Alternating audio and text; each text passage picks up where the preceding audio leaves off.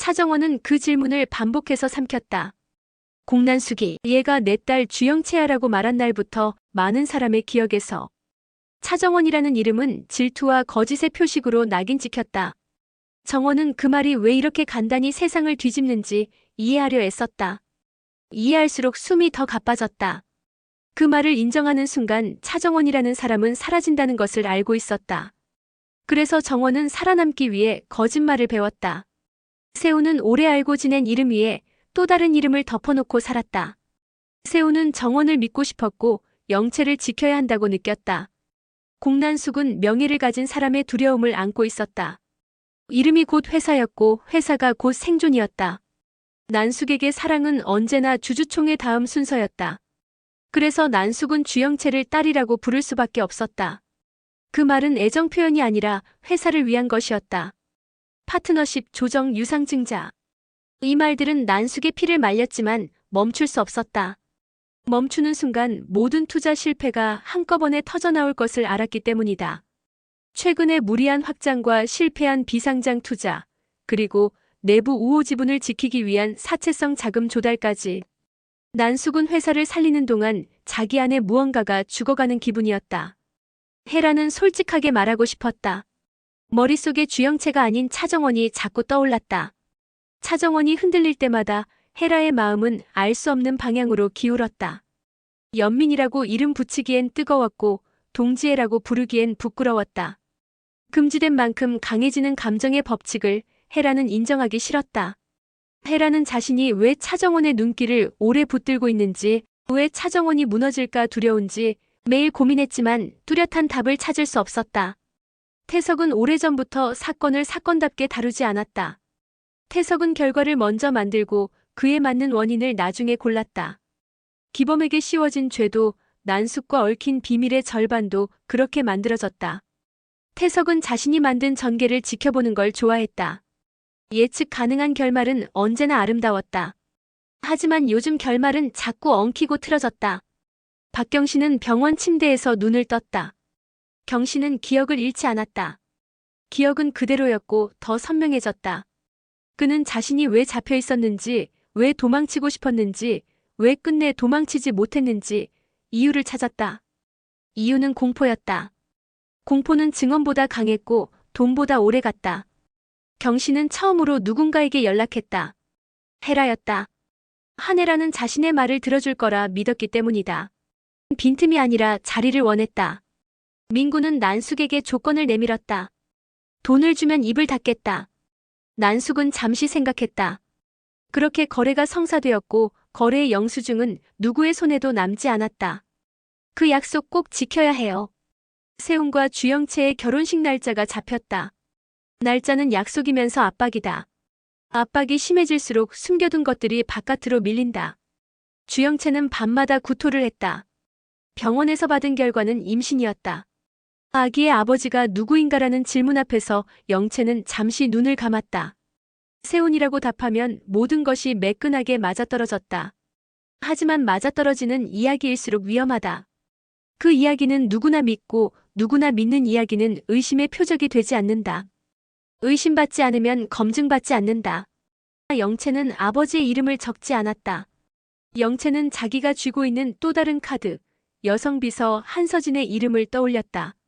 서진과의 은밀한 밤들이 그녀의 새로운 심장처럼 뛰고 있었다. 영채는 서진을 사랑했다. 사랑을 인정하지 않기 위해 더 큰 거짓말을 준비했다. 거짓말이 커질수록 서진을 지킬 수 있다고 믿었다. 영채는 사랑을 숨겼고 숨긴 사랑을 이용했다. 사랑을 이용하는 순간 사랑은 복수의 언어가 된다. 헤라는 스스로의 기울기를 처음으로 입 밖에 냈다. 그 말은 차정원을 향했다. 헤라는 정원을 붙들고 정원의 흔들림을 부끄러워하지 않겠다고 말했다. 헤라는 자신이 누구를 사랑하는지 스스로에게만은 정직하기로 했다. 정원은 헤라의 고백을 듣고 오래 침묵했다. 침묵은 거절이 아니라 감정의 정리였다. 정원은 헤라를 떠올릴 때마다 마음이 낮아졌다. 낮아진 마음은 고요했고 그 고요는 세운 옆에서 느끼는 단단함과는 다른 종류였다. 단단함은 자신을 지키는 감정이고 고요는 살아갈 이유를 확인해주는 감정이다. 정원은 그 차이를 이해하기 시작했다. 이해가 자라면서 죄책감도 자랐다. 세운을 잃을까 두려운 마음과 헤라를 놓치면 자신을 잃을 것 같은 마음이 정원을 반으로 찢었다. 그래서 정원은 선택을 뒤로 미뤘다. 미루는 사람은 언젠가 더 큰 값을 치른다는 걸 알면서도 그 사이 공난숙의 회사는 위태로웠다. 실패한 프로젝트에서 회수되지 않는 돈이 눈덩이처럼 불어났다. 난숙은 투자자들에게 새로운 성장 스토리를 들려주어야 했다. 새로운 이야기는 언제나 낡은 비밀을 필요로 했다. 난숙은 태석을 다시 불렀다. 태석은 해결의 기술을 알고 있었다. 해결의 기술은 대개 제거의 기술이다. 제거당하는 건 사실이 아니라 사람이다. 태석은 박경신과 노민구를 관리하겠다고 말했다. 난숙은 고개를 끄덕였고 그 끄덕임은 동의서로 바뀌었다. 동의서는 태석의 양심을 면제해주지 못했지만 태석은 양심을 깎는데 익숙했다. 그러나 이야기는 다른 방향으로 굴렀다. 사고는 계획의 언어를 듣지 않는다. 노민구가 탄 차량이 급커브에서 미끄러졌고 민구는 그 자리에서 숨을 멈췄다. 그의 주머니에서 발견된 작은 노트에는 이름이 2개 적혀 있었다. 주영채, 공난숙. 이름 옆에 화살표가 어디를 향하고 있었는지 누구도 알 수 없었다. 죽음은 때때로 진실을 열지만 더 자주 해석을 부른다. 해석은 편리한 방향으로 흐르고 편리함은 다시 권력을 만든다. 공난숙은 민구의 죽음을 안타까운 개인의 사고로 정리했다. 주세우는 불길함을 느꼈고 차정원은 손끝이 차가워졌다. 헤라는 눈을 감고 기도했다. 태석은 입술을 깨물었다. 아무도 소리내어 말하지 않았지만 모두가 알았다. 이것은 시작이라는 것을. 박경신은 병원에서 사라졌다. 사라짐은 누군가의 도움이 없으면 불가능한 일이었다. 헤라에게 걸려온 마지막 메시지에는 한 줄이 남아 있었다. 정원에게 진실을 말하려 했어. 진실이 무엇인지 헤라는 추측하지 않았다. 추측은 공포를 키웠다. 헤라는 정원을 찾아가 둘 사이에 더 이상 금지할 것이 없다고 말했다. 헤라의 말은 고백이었고 경고였다. 정원은 헤라의 손을 잡고 자신도 금지의 목록을 줄이겠다고 답했다. 둘의 손 사이에서 새로운 이름이 태어났다. 이름은 정의되지 않았고 정의되지 않았기에 무한했다. 정원은 처음으로 누군가를 향해 자연스럽게 숨을 쉬었다.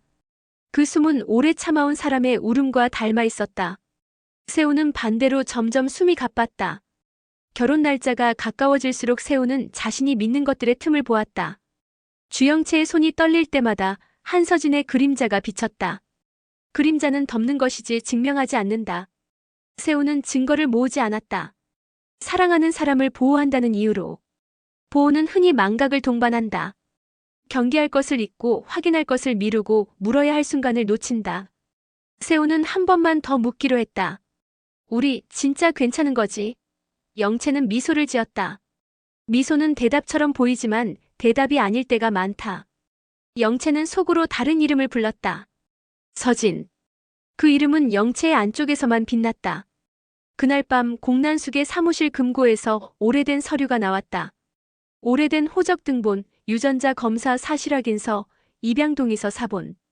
종이의 가장자리는 누렇게 변색되어 있었고 잉크는 여전히 진했다. 난숙은 서류를 책상 위에 나열해 놓고 오래 바라보았다. 서류는 한 사람의 삶을 다른 궤도로 밀어올릴 수 있는 힘을 가지고 있었다. 그 사람은 차정원이었다. 서류 어디에도 차정원이라는 이름은 없었다. 대신 주영채라는 이름이 반복되었다. 난숙은 천천히 서류를 뒤집었다. 뒤집힌 종이의 뒷면에는 짧은 메모가 연필로 적혀 있었다. 이 아이의 첫 이름은 정원이었다. 난숙은 서류를 다시금 곱게 포겠다. 포개진 종이는 그녀가 선택할 수 있는 마지막 안전망처럼 보였다. 안전망은 추락을 막아주지만 날아오르는 것을 돕지는 않는다. 난숙은 알았다. 이제 곧 누군가는 추락할 것이고 누군가는 나를 미워할 것이다. 이혼 서류 한 장이 더해졌다. 헤라가 전 남편 기범에게 보냈다. 헤라는 오랜 미련을 정리했다. 헤라는 자신이 앞으로 누구를 사랑할지, 누구와 살아갈지, 누구를 지킬지 결정했다. 결정은 언제나 누군가를 아프게 했다. 기범은 고개를 끄덕였다. 끄덕임 속에는 패배감보다 안도가 많았다. 지켜야 할 것이 명확해지면 포기해야 할 것도 명확해진다. 기범은 헤라에게 마지막으로 말했다. 너를 더 이상 붙잡지 않을게. 대신 내가 지키려는 사람을 지켜줘. 헤라는 대답 대신 고개를 숙였다. 고개를 숙인 건 슬픔 때문이 아니라 경애 때문이었다. 파혼 소식이 먼저 새어나갔다. 세훈과 주영채의 결혼식은 연기되었다가 취소되었다. 공식 발표는 개인 사정이었다. 개인 사정은 편리하고 모호하다. 모호한 발표 뒤로 소문이 자랐다. 임신설, 불륜설, 투자 실패로 인한 돈다툼설. 소문은 대개 진실을 담지만 결코 진실은 아니다. 조용한 진실은 그날 밤 한서진의 이마에 입 맞추며 속삭였다. 미안해. 나는 내가 좋아. 하지만 지금은 말할 수 없어. 서진은 눈을 감았다. 사랑은 때로 제일 약한 사람에게 제일 큰 용기를 요구한다. 서진은 더 이상 숨어있지 않기로 했다. 그는 다음 날 사직서를 냈다. 사직서에는 단 한 줄의 메모가 적혀 있었다. 나는 사랑을 강화하는 일을 하고 싶지, 거짓을 강화하는 일을 하고 싶지 않다. 그 즈음 차정원은 의사를 찾았다. 불면과 불안이 몸을 잠식하고 있었다. 의사는 약을 내밀었다. 약은 빠르게 효과를 내지만 더디게 마음을 텅 비운다. 정원은 약을 쥐고 멈칫거렸다. 멈칫거림은 약 때문이 아니라 이름 때문이었다. 그는 자신의 이름을 지키고 싶었다. 이름을 지키기 위해선 누군가의 보호가 아니라 스스로의 인정이 필요했다. 정원은 헤라에게 전화를 걸었다. 정원은 처음으로 자신이 겪어온 거짓과 이중생활을 입 밖에 냈다. 헤라는 그의 말을 끊지 않았다. 헤라는 중간중간 자신의 마음을 덧붙였고 그 덧붙임은 판단이 아니라 동의였다. 둘의 대화는 긴 고백이었고 고백은 약보다 오래가는 처방전이 되었다. 그리고 바로 그 다음 날 박경신이 남긴 음성이 도착했다. 음성은 떨렸지만 또렷했다. 경신은 자신이 알고 있는 출생의 비밀을 말했다. 난숙의 진짜 딸은 정원이야. 이름이 바뀐 건 서류 때문이 아니었어. 살아남기 위한 거래였어. 짧은 침묵, 숨 고르는 소리, 이어지는 몇 마디. 그날의 교환에 서명한 사람 중 하나가 태석이야. 음성은 거기서 끊겼다. 끊겼다는 건 끝이 아니라 누락이라는 뜻이었다. 누락은 상상력을 부른다. 상상력은 종종 진실을 더 정확히 가리킨다. 차정원은 잠시 의자에 앉았다. 다리가 떨렸지만 마음은 이상하게 고요했다. 고요는 허무가 아니었다. 고요 속에서 정원은 자신이 무엇을 해야 하는지 알았다. 그는 헤라에게 연락했다. 헤라는 이미 준비된 사람처럼 말했다. 함께하자. 함께라는 단어는 반칙처럼 강력하다. 함께라는 단어를 입에 올린 순간 사람은 혼자가 아니다. 혼자가 아니라는 사실은 두려움을 줄이고 용기를 불러낸다. 정원은 오래 묶어둔 머리끈을 풀었다. 머리끈이 풀린 자리로 새로운 호흡이 들어왔다. 그 호흡은 자신을 되찾으려는 사람의 첫걸음이었다. 공난숙은 창밖을 보며 혼잣말을 했다. 이제 누가 누구를 용서해야 하지? 난숙은 용서를 바란 적 없다. 난숙이 바란 건 생존이었고 생존은 용서와 상관없다. 그러나 그날은 이상하게도 용서라는 단어가 마음에 걸렸다. 난숙은 서랍을 열었다. 오래된 반지가 하나 있었다. 반지는 약속의 상징이지만 그 약속이 누구와 누구 사이였는지는 오로지 난숙만이 알고 있었다. 난숙은 반지를 쥐고 눈을 감았다. 눈을 감은 사이 휴대전화가 울렸다. 태석이었다. 태석의 목소리는 차갑고 조심스러웠다.